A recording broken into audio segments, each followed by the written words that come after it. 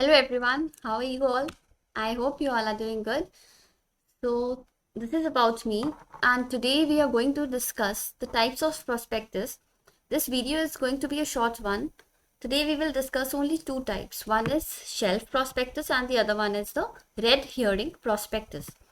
Okay, so let's begin.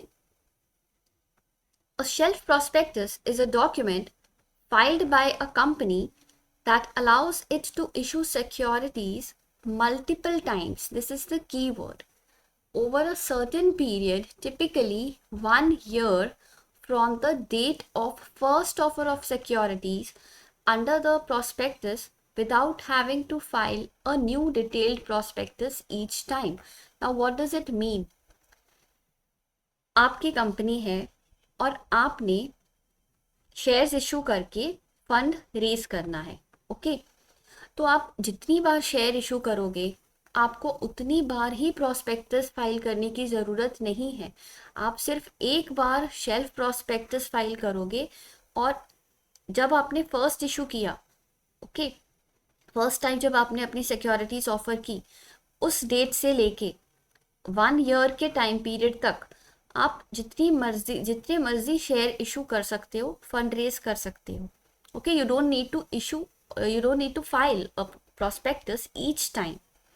So it is essentially a master document that is filed once and kept on the shelf for future use. Now obviously it has advantages. जब आपको हर बार prospectus नहीं file करना तो it is cost effective. Yes, so it is efficient. It reduces the administrative work associated with repeatedly filing a new prospectus. And there is flexibility also. If suppose you want to raise a huge capital, okay, then you, as per the market conditions, you can raise the capital as per your requirement. जब आपको ज़रूरत होगी आप उस time पे पैसा raise कर सकते हो by issuing the shares or issuing the securities. Third is the transparency. The investors can take the informed decisions based on the information which is provided by the companies. Next comes the red herring prospectus. See, red herring means what? That the information provided is incomplete. Why incomplete? Because here the quantum means what? The quantity.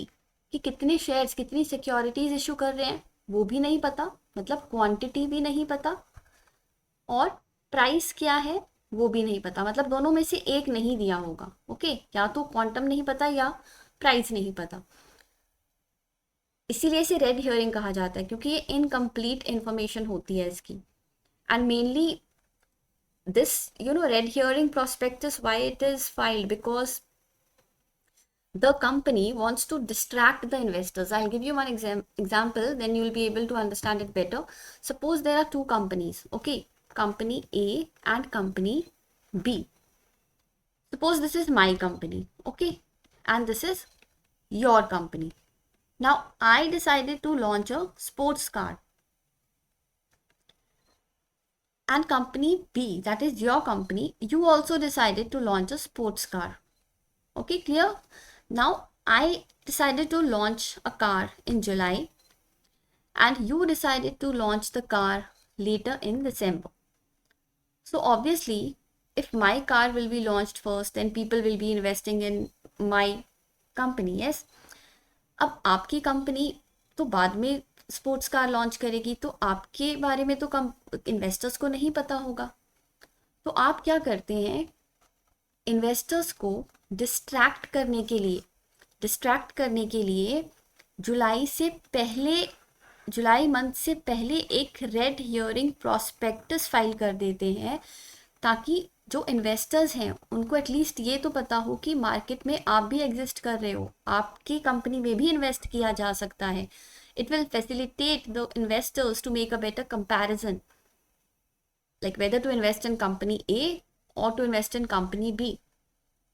तो अब देखो, जहाँ तक कि पहले investors जो थे वो सिर्फ कंपनी ए के बारे में सोच रहे थे कि हम यहाँ इन्वेस्ट करेंगे, तो कंपनी बी ने जब red herring prospectus company A से पहले निकाला, obviously company B must be planning on it. ऐसा नहीं है कि वो एकदम से उन्होंने जुलाई के बाद ही डिसीजन लिया, वो पहले से प्लान कर रहे थे, बट बहुत सारी चीज़ें होती हैं जो कंपनी को प्लान आउट करनी होती है, yes according to the schedule only they have to work according to the goals set. तो वो तो नहीं चेंज कर सकते, बट एटलीस्ट क्योंकि कंपनी क्या करती है, पूरा एनालिसिस करती है, ये स्वॉट analysis, so they do have the information what their competitors are doing. तो उन्होंने, कंपनी बी ने क्या किया, आपकी कंपनी ने क्या किया, जुलाई से पहले ही RHP that is red herring prospectus file किया, ताकि इन्वेस्टर्स को अब इसकी भी इंफॉर्मेशन है, तो they will make a good decision about where to invest, an informed decision where to invest. So let us study now. A company must issue a red herring prospectus before the issue of a prospectus. Red herring prospectus is an incomplete prospectus. ये final prospectus नहीं होता, और mainly ये जो prospectus है ये unlisted companies file करती हैं। unlisted companies कौन है, जो स्टॉक एक्सचेंज पे लिस्टेड नहीं है। जब IPO निकालते हैं ना, इनिशियल पब्लिक ऑफर, उस टाइम पे ये प्रोस्पेक्टस इशू किया जाता है by the unlisted companies, you remember that, and it is an incomplete prospectus. It does not, क्या क्या चीज़ें नहीं मेंशन होती, क्वांटम और the price of the securities. The company shall file the red herring prospectus with the ROC, that is the registrar of companies, at least 3 days before the opening of the subscription list, that is the IPO। Okay, IPO निकालने से कम 3 दिन पहले आपको file करना ही है red herring prospectus. 3 दिन से पहले कर दिया तो well and good, but minimum है कि 3 दिन, कम से कम 3 दिन पहले तो आपको फाइल करना ही पड़ेगा। So a red herring prospectus shall carry the same obligation as are applicable to a prospectus. बाकी हर एक इन्फॉर्मेशन होगी कंपनी के बारे में, उसके फाइनेंशियल स्टेटमेंट्स के बारे में, हर एक इन्फॉर्मेशन होगी कंपनी की, जिसके बेसिस पे इन्वेस्टर्स डिसीजन ले सके, बट क्वांटम और प्राइस नहीं दिया होगा सिक्योरिटीज़ का। और मेनली यहाँ पे अब आप सोचोगे कि फिर जब प्राइस ही नहीं दिया तो इन्वेस्ट कैसे करेंगे।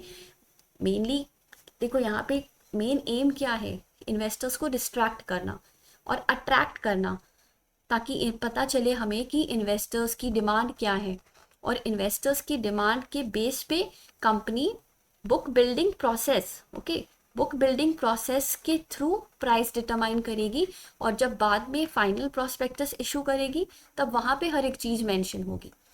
ओके, बुक बिल्डिंग प्रोसेस,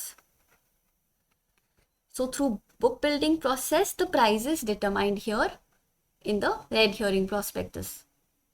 और ऑब्वियसली वो कहाँ मेंशन होता है, जब इसके बाद रेड हियरिंग के बाद हम फाइनल प्रोस्पेक्टस इशू करते हैं। Okay, I hope it was clear. So thank you. See you again in the next video.